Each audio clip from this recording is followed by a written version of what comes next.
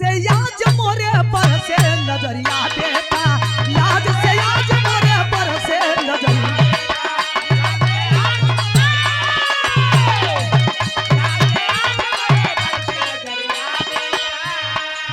लाज से आज मोरे पर से नजरिया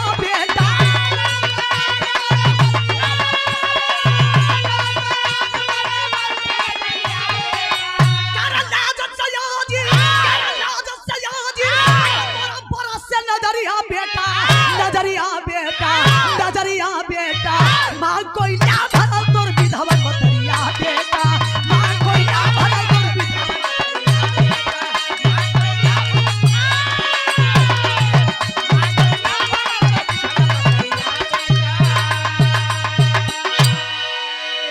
यही जैसे बिरहा के शुरुआत हो गई। बिरहा बा कौन समय के बहादुर आई।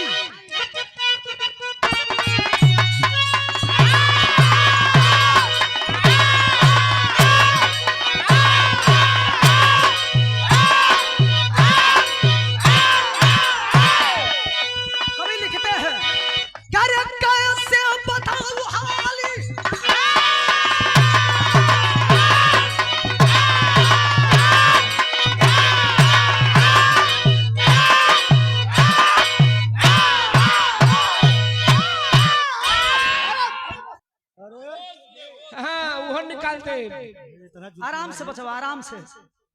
ढोलकी के छवाई बड़ा महंगा है,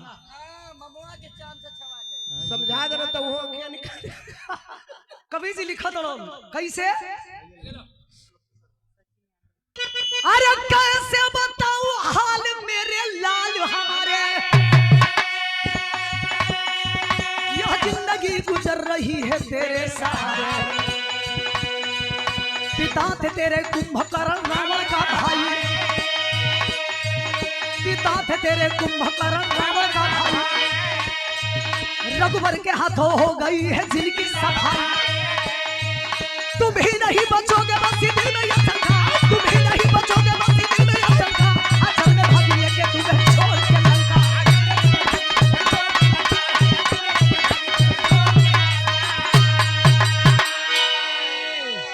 भगवान राम रावण के लड़ाई खत्म हो गई रहो। सब लोग कहे लोग कि रावण के खानदान के सारे वीर मारे गए, राम के तरफ पे भी लोग मारे गए थे, रावण के खानदान में कोई दिया बारने वाला नहीं बचा था। लेकिन आप सब जाना तो नहीं कि रावण का भाई जिसका नाम बताया गया कुंभकर्ण, और कुंभकर्ण के एगो बेटा रहल, जो ना बेटा के प्यार से नाम रखल रहलन भीमसेन। एक खाली ऊपर आ जाती चरनिया पकड़ लेती। नेताजी कहाँ बनी, अब कहाँ बैठल बनी। रावण की लड़ाई खत्म हो गई। जब राम रावण की लड़ाई खत्म हो गई, दुनिया के लोग बस इतने जलन कि रावण के खानदान के सारे वीर मारे गए, लेकिन कुंभकर्ण का एक बेटा जिंदा था। अरे वाह, जो ना बेटा का नाम बतावल गई भीमसेन। भीमसेन के माई जेकर नाम बतावल गई करकटी। अरे वाह, करकटी अपना बेटा के लंका से ऐसे भाग के निकल गई रही कि अगर मेरा बेटा भी रहेगा तो मारा जाएगा। आंचल में छिपा करके करकटी अपने बेटे को इसी आंचल में छिपा करके लंका की नगरी से भाग निकलती है, जाकर कहीं दूसरे जगह दिन बितावत रही। धीरे धीरे वह भीमसेन बेटा जब जवान हुआ, एक रोज सवाल कैलस के माई, अरे दुनिया कमाई अपने मांग में सिंदूर लगावे ले, तोर जब देखनी तोर मांग खाली सुना रहेला, एकर कारण का हो? जब भी लइकन में खेला जानी लइका कुल ताना मारेलन, एकरे खानदान के पता ना हो, बाप का पता ना हो, पता ना इस साला कौना बाप के औलाद हो। हमारा तो वहां तो साला ही दोगला हो। दोगला है कहे तो मतलब कि बात के ताना लग जाइए अगर मर्दन के, साला गोलियों मरला से बेसी खड़ी। बताओ माई, हमारे खानदान के लोग बड़न का हमारे बाप का का नाम हो, जे भी बा सब लोग हमके दोगला कहता है।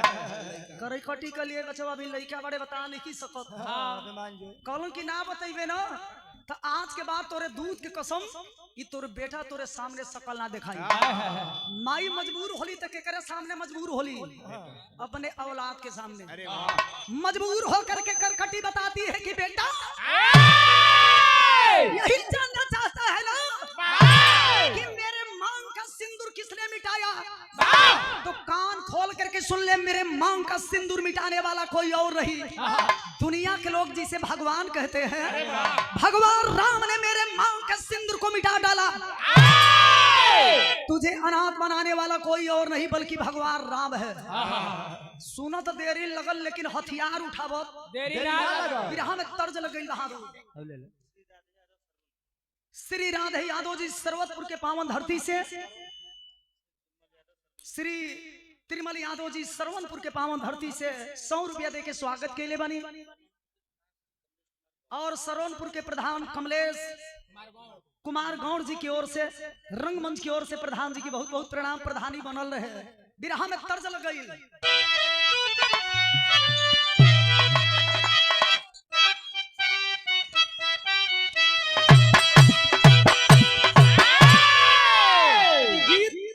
लाल बिहारी मिश्रा जी की गाई हुई है। कैसे लोग गावे? कभी पर्दा बढ़ा के दो।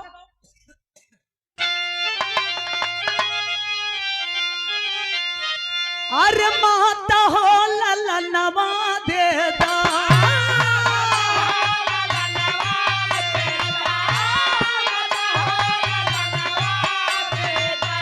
बहिना हो बिरनवा दे दा,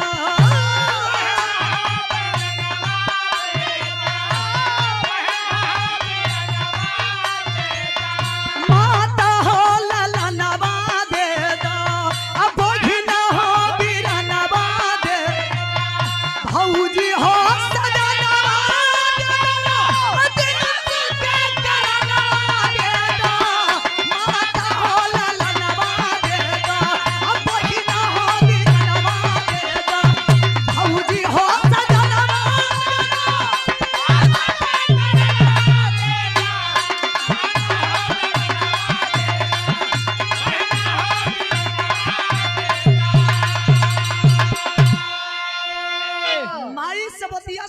कैलस का।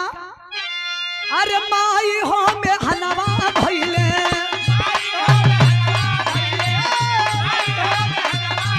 अरे माई हो में हनवा भइले,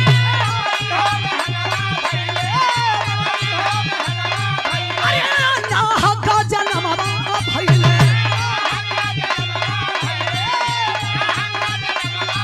अरे माई हो में हनवा भइले,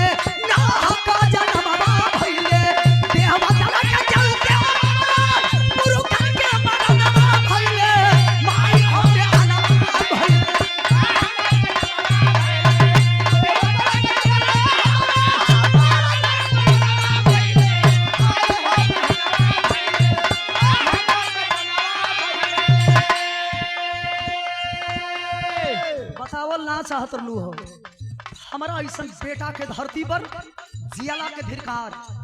बेटा वही लायक होता है जो बाप के और खानदान के मान और सम्मान बचा ले। ये दुनिया में तोहर बेटा जिंदा रही, कसम बतोहरे दूध के, भगवान राम के गर्दन यही तलवार से काटो, भगवान राम की गर्दन काटूंगा। जब तक तोहर बेटा भगवान राम के गर्दन काटी ना, तोहर बेटा तोहरे सामने शकल ना दिखाई, उठाए के तलवार चलन करकटी समझावे लगल। बेटा भगवान राम को मारना इतना आसान नहीं है, भगवान राम के मारे खातिर दिमाग के इस्तेमाल करे के हुई। कैलन का घोर तपस्या किया भीम बीज बनवा जाके,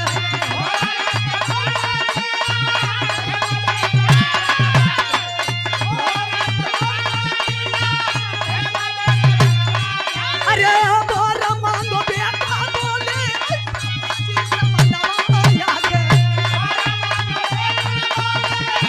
हाजी समनवा जाके,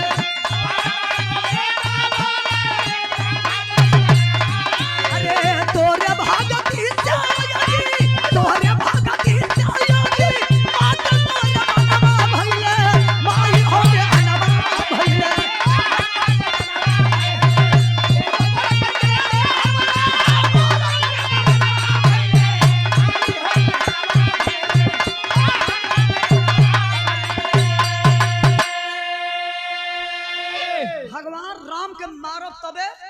चैन के सांस ले। अरे वाह बोली के भी लड़का बड़े रे हाँ सुन अझुरो मत हाँ दूधा के दांत नहीं के टूटल। अझुरो मत भगवान राम के मारल इतना आसान ना हो। वाह मारे के बाद तो पहले दिमाग से सोच गइलो हम जंगल में जाए के वही जंगल में ब्रह्मा जी के भक्ति में लीन हो गइल। अरे वाह ओम ब्रह्माय ओम ब्रह्माय। ये धरती पर बहुत कम लोग ब्रह्मा जी के पूजा करेलो।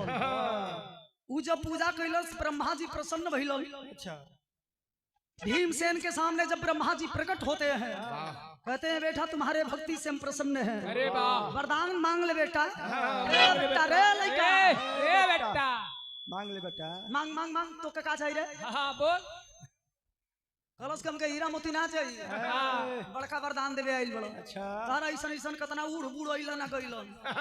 जा जा जा जा अपन बुढ़ापा देखो तनिकी से छापल लगबा बुझी बुझी छोड़े। वो हलवा बड़का वरदान देवे आइल बड़ो। चला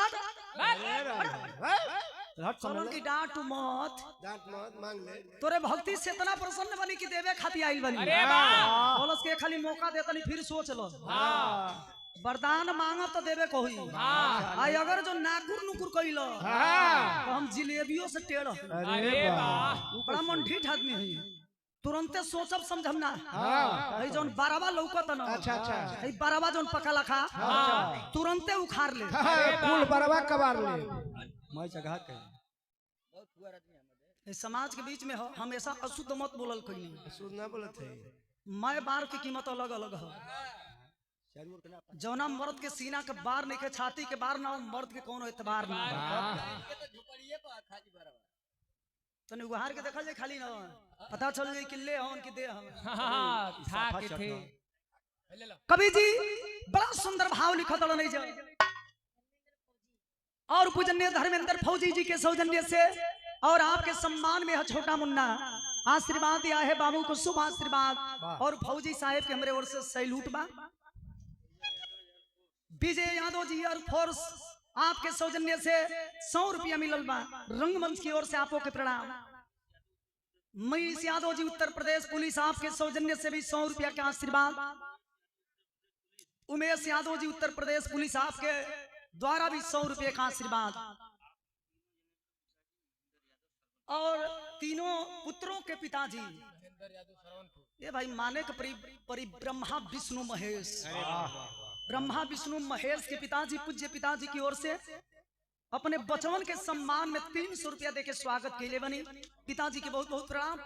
बाप होके के चाहिए तो ऐसा सरवनपुर के पावन धरती से बिरहा में गीत लगिल बहादुर।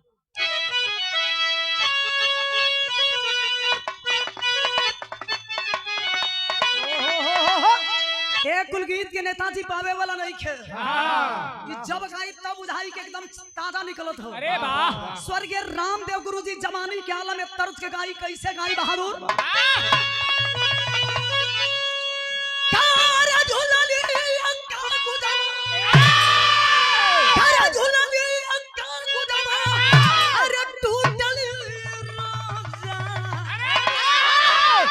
जवनिया में गड़िया छूटली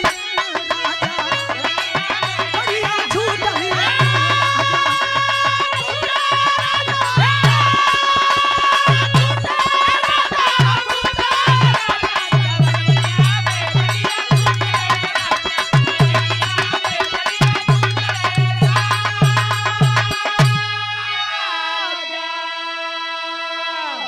बाप बापे रही लइका लइके होला। बुझला लइका कतनो बोड़ हो जाई तब बाप के नीचे ही रही तर मुंह का ताकल नीचे रही। नीचे रही खाली पकड़ी ना बड़ लमहर हो गेला से मतलब नहीं खे ना हो लइका लइका होला लइकी लइकी होले। कलश की सुना हमको उतना लइका मत जाना। हम देखे में नाटा बनी लेकिन भीतरे भीतर हम हूं। हाँ तू का कहलस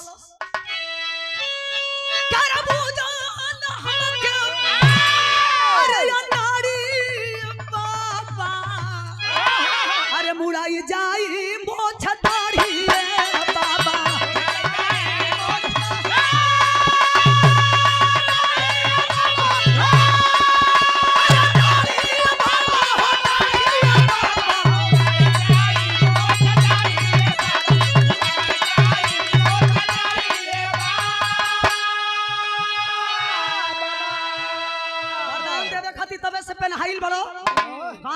सुन ल वरदान मांगब देवे के होई अच्छा आ ना देबो त ई भरल समाज में कहतनी तावा बा उखाड़ ले बराबर अरे वाह वरदान का मंगलस का हो अरे तुरते जे जन्मे वही से मोर मरना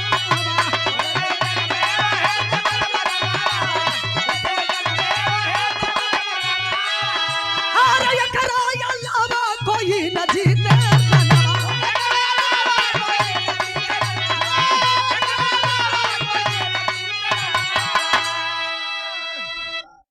प्रमोद यादव जी पूज्य गुरु जी दुर्जन यादव जी के पोता साहब माला और हजारों हजार रुपया दे के स्वागत के लिए बनी एक बार जोरदार ताली गुरु जी के नाम पर आप लोग बजा के स्वागत करिए आपे लोग से भी रहा बा हमनी के तो एगो छोटा मोटा रुआ सबके सेवक बनी जान अच्छा अच्छा गुरु जी के बहुत बहुत प्रणाम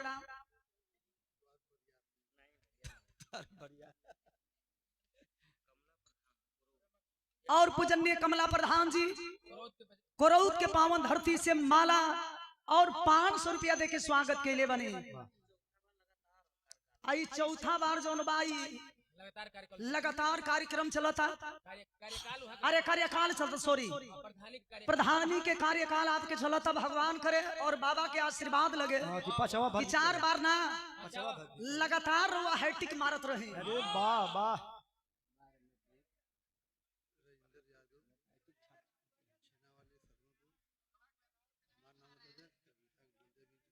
जी राजेंद्र यादव जी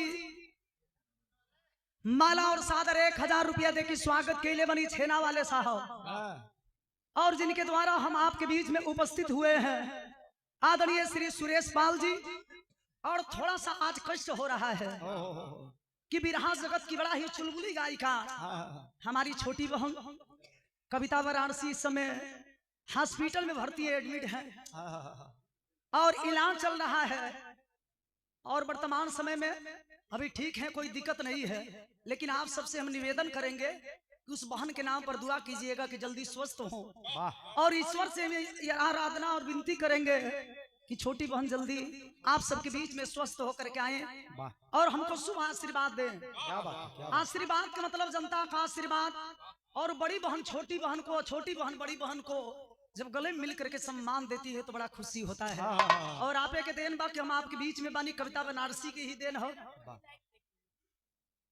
जय हिंद साहब और माला और 100 रुपया दे के स्वागत के लिए बनी हमारे फौजी साहब धर्मेंद्र फौजी जी फौजी साहब के बहुत बहुत प्रणाम वाह वाह मास्टर साहब आई न तो बहुत लेट हुई समय आई का कहे अरे तुरत जे जन्मे वही से मोरा मरना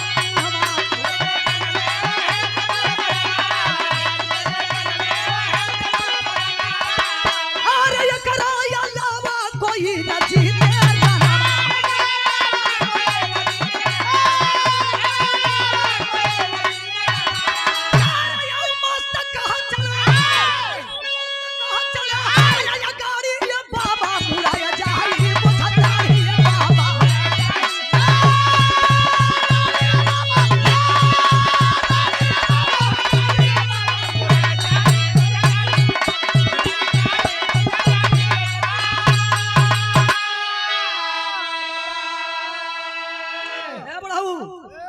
पहला नंबर वरदान देवे खातिर जब तैयार बड़ो तो हमरा के ये वरदान दे दो कि धरती पर जो लड़का जन्म ली जहिया पैदा होई वह लड़का हमके मारी अन्ना तो कोनो माई के लाले बेटा के डिगावे वाला पैदा ना होखे ब्रह्मा जी कलन साला मांगत ना रहो ऐसने हपस और जवन हपच के मांग दिहलस दे दे तो बढ़िया अगर ना दे तकबारी पहले ही कहले बा कि बारवा उखाड़ो मजबूर होके कलन जाओ वरदान देता हूँ ऐसा ही होगा अरे वाह जब वरदान पाई गइल तो ओकर चाल जवन हैसे चले उस जानो तला कैसे चले कैसे? हैसे ऐठत चले अरे वाह। हैसे ऐठत चले जो तो जे ही भेटाई वही करेलो अरे वाह। ऊपर रेलम नीचे रेलम बगल रेलम पीछे रेलो मृत लोकवा में बे सही बोल रहे हैं फरियाई के बोलो कहलो जब जो है भेटाई वही के देवता लोग करेलो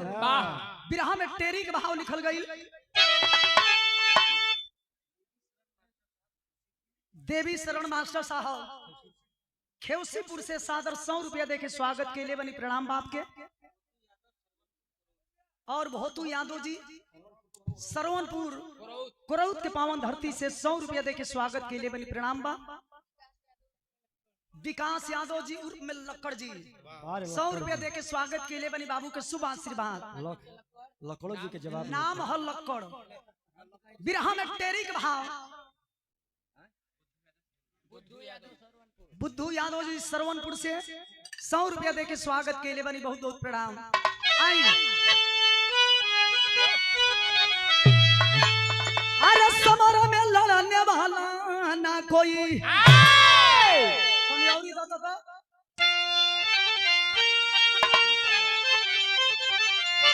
अरे समर में लड़ने वाला ना कोई, ये बाबू समर में लड़ने वाला ना कोई। अरे सड़क पर किया चढ़ाई कुंभकर्ण का लाला यार हो लाला यार हो।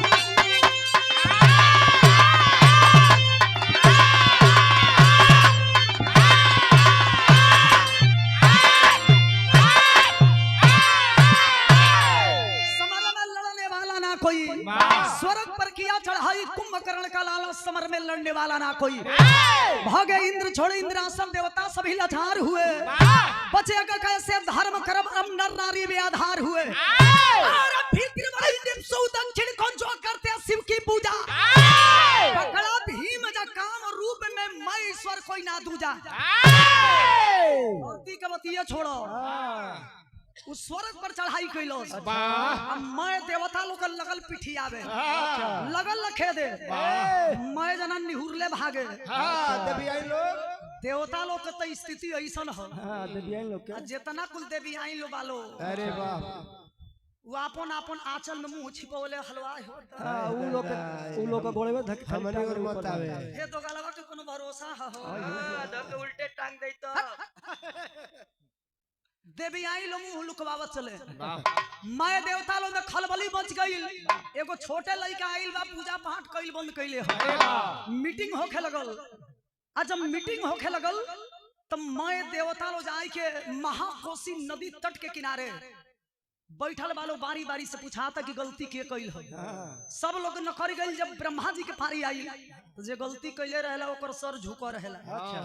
ब्रह्मा जी कहलन सरकार गलती तो हम ही कइले बानी, ये वरदान देले बानी कि लइकवा जेके चाही वो जना तो कम मारी, जवन लइका पैदा होई तबे मारी। ये वरदान देले बानी, भोलेनाथ सुनलन करलन जा हो। मैं खेलवा जहुआ दिहला देखा तनी कि मैं आदमी के ले बिथेला, तब भोलेनाथ कइलन का बिरहा में चौलरिया लगइल।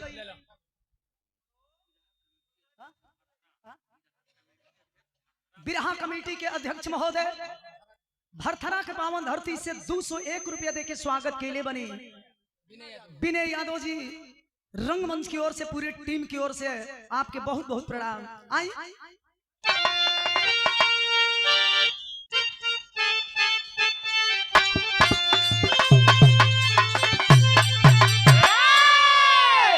हमारे गुरुजी के गुरुजी स्वर्गीय रामदेव गुरुजी जवानी काला में तर्ज के गाई। अरे वाह, कैसे गाई बहादुर।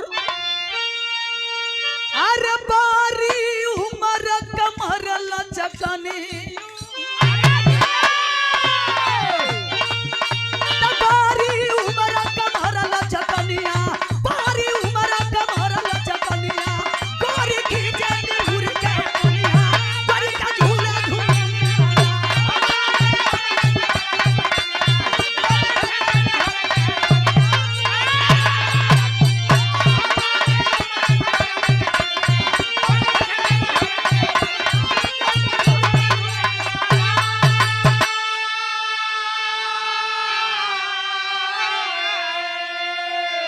गुरुजी दुर्जन यादव जी के पोता साहब आपके द्वारा माला और फिर हजारों हजार रुपया देके हौसला बढ़ावल गई। सौभाग्य बाकी जब मुलाकात होले आपसे तो हमने ऐसा गवैयन के कुछ सीख मिलेला। बहुत बहुत आपके प्रणाम। मर्द मर्द के मुकाबला होखे। जब स्वर्गीय रामदेव गुरुजी धीरे से लहाई, गुल्लू गुरुजी के जब पारी आवे, बुढ़ापा का शरीर रही सही कमर पर हाथ,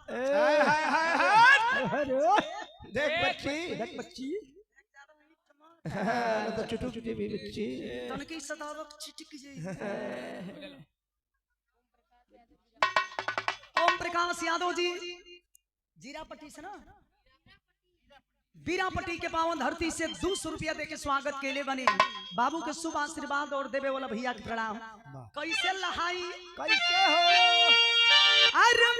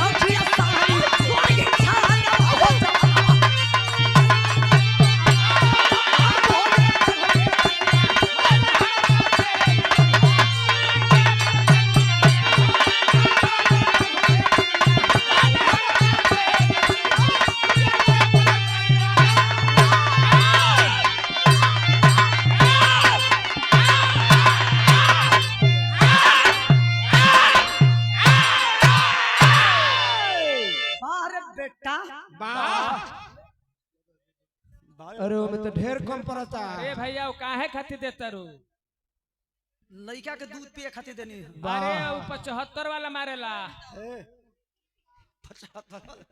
वो लड़का तो के 75 वाला लौका था। हाँ 42 डिग्री ओकर चेहरा निखल देखल दूध पिएला। हां 86 डिग्री मारेला भैया। लड़का के हमार करेजा बनावे खातिर देनी है। अरे राम हो राम अभी कोमल जाए दे फुर्ती हो अब सही अब मिल जाई। लड़का के कोमल करेजा है। 20 रुपया मिला देबे और काम बढ़ जाई। कितना बेटा मेहनत करता कम हो। ब्रह्मा बोले मधुरी बनिया भैली हमारा से नगनिया दुनिया के परसनिया ना। और जय जन्म तक करी लड़ाई विजय है भीम से पाई तबल पकड़ लिए शिवरानी जेल में भक्त सुदक्षिण सानी। मैं जना भाग गई पकड़ाइल के भोले नाथ के भक्त सुदक्षिण राजा पैर पर पैर चढ़ाई के भोले नाथ के ध्यान में लीन रहलन। अच्छा जाय के तुरंत भीमसेन कालर धइलो।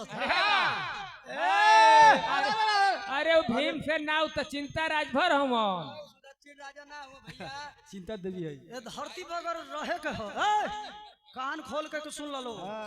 मैं जाना के कहत नहीं। अच्छा हमनी के धरती पर अगर जिए कहो तो आईएम भीमसेन का पूजा करना होगा। अरे वाह अरे आईएम हमारे हुकुम से चले के हुकुम के दलित ते दुनिया में जिंदा ना छोड़ा मारब के दे बोल देबो। अरे अरे बैठ जल तोड़ना मराई। हम नहीं कहो भीमसेन कहलन। अच्छा कि हमारे नाम के जपए धरती पर कोनो देवता के पूजा ना। वाह सुदक्षिण राजा गनगन गनगन कांपे लगलन। तुरंत निहुरावत ले गई ले जाके जलवा कर ठेल दी हलो।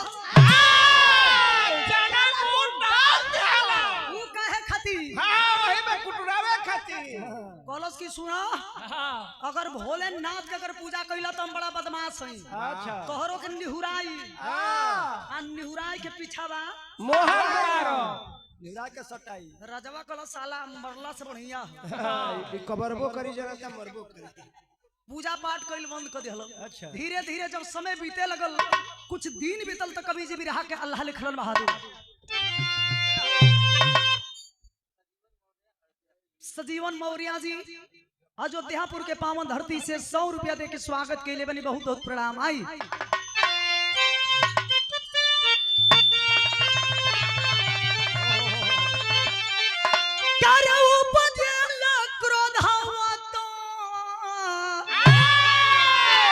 ज्ञान मिटी जाला पति बढ़ावा अरे सब ही के मान घटावे अभिमान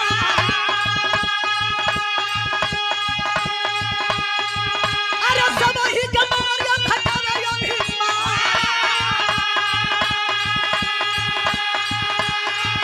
अरे भी बलवनवा अपन तालिया देगा चढ़ाई तब अकेला कर दिया अरे दूसर दोषी होला दे पूजेला दुनिया अरे दूसर दोषी होला दे पूजेला दुनिया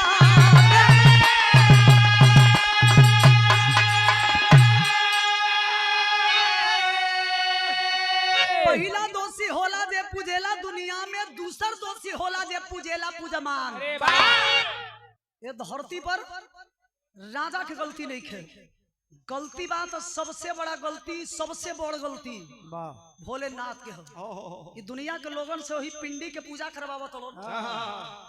मैं देवता लोग के जौन बा हर चीज चढ़ेला, पुआ पूरी पकवान मिठाई। उनके मंदिर के पूजा होला, चेहरा के पूजा होला, मूर्ति के पूजा होला। अच्छा इनकर अब भोलेनाथ के कौन चीज के होला?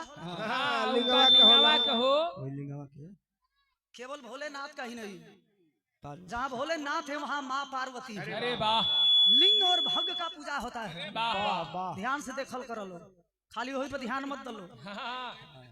माइनस प्लस ये दुनिया में भोलेनाथ वही पिंडी के पूजा करवावत तो पहले भोलेनाथ के मारो। भोलेनाथ रात के समय में गइलन अपने भक्त सुदक्षिण राजा के सपना देखौलन, मेरे सच्चे भक्त हो तो जेल के अंदर ही माटी के शिवलिंग बना करके मेरे नाम का जाप करो। अरे वाह राजावा जब पूजे लगल, भीमसेन क्रोध में लाल भइलन, उठौलन हाथ में तलवार, गइलन हल्लात से मार के दरवाजा तोड़ दिहलन। अंदरवा गइलन तो देखो तो राजवा पूजा करत हो, तान के तलवार जब माटी के लिंग पर भरलन, भोलेनाथ वही मटिया के शिवलिंगवा से प्रकट हो गइलन। अरे वाह वरदान मिलले रहल कि जवन लइका पैदा होई उहे के मारी। भोलेनाथ जब पैदा भइलन लड़त लड़त ऊपरा लेके गइलन, और ऊपरा से जब रेलत नीचवा लेके गइलन, छतिया पर गोड़वा रख देलन। बोल बोल अरे भैया माइक भैया जाए तो भैया माइक काल सट्टा उनका टूट जाई। यही बिरहवे से हम लड़ी ले मैं कब से लड़बू जाय द कलन बोल तबे लो तो के समझावत नहीं है कि लइका बड़े मान जो ना मनबे बोल। अभी तो तनी मनी छुवले वाली पूरा छुए तो का होई, अभी तो हतनी मनी छुवले वाली। जहां तनिको मनी औरी छुवा नहीं, तुरंत लड़का फेंक दे, तुरंत बांगुर हो जाइए।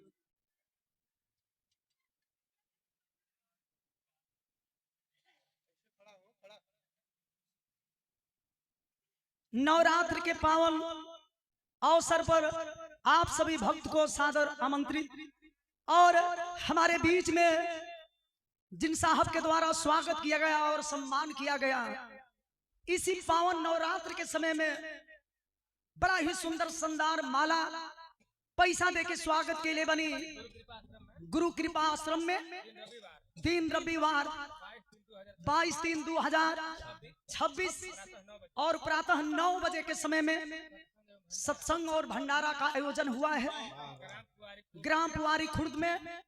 और पूजनीय हमारे साहब जिनके द्वारा यह किया गया है श्री रामाशंकर सुनील आनंद महाराज जी 200 रुपया देके स्वागत के लिए बनी महाराज जी के बहुत बहुत प्रणाम। थोड़ा सा जो बोले में हमने की दोनों कलाकारन के लेट होता है, खती क्षमा तुरंत भोलेनाथ ऊपरा लेके गइला ना जब त्रिशूलावत हसावत लेके अइलो अभी तो हेत ने छोल ही रहो। अरे वाह बोलस की रहे दी महाराज जी मर जाई। बोल पूरा कदी का मरे के तो मरबे करब लेकिन सुनले बानी कि सबके देलो। मरे से पहले हमरो के वरदान दे दो कि अगर मर गईनी तो दुनिया के लोग हमारे नाम खिले। अरे वाह वाह भोलेनाथ कहलन जाओ मरने वाले हो वरदान देता हूँ ऐसा ही होगा। जब मर गई तो कभी जी भाव लिखलो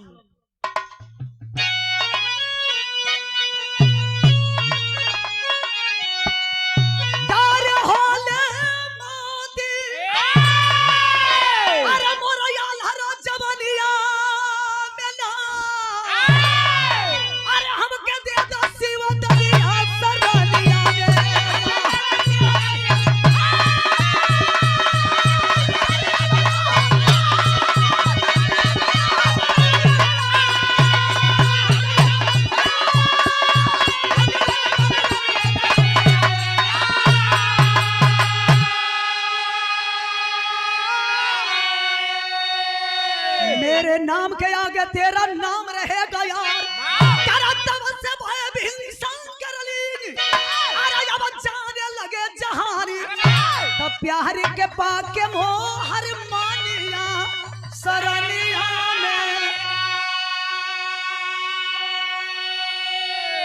भीमसेन के जब मौत भई ते धरती पर भीम शंकर लिंग के स्थापना भई। अरे वाह वाह जैसे आज हमारे बाबा के वार्षिक श्रृंगार बा तबे से धरती पर भीम शंकर लिंग के स्थापना भई। जगह जगह दुनिया के लोग भीम शंकर लिंग के पूजा करे लगल। तबे से भीमसेन एकादशी के दुनिया के लोग व्रत भी करे लगल। अरे वाह आदमी भले ही चला जाता है जैसे भीमसेन की कीर्ति आज भी कायम है। तो ऐसा कर्म करो कि दुनिया के लोग आपके गुण को गाए। बेटा होना चाहिए तो लायक बेटा। बिरहा के आखिरी भाव गुरु बिहारी गुरु गणेश गुरु रामलाल गुणकारी अरे सर गया चंद्रिका जी बने पुजारी समर में लड़न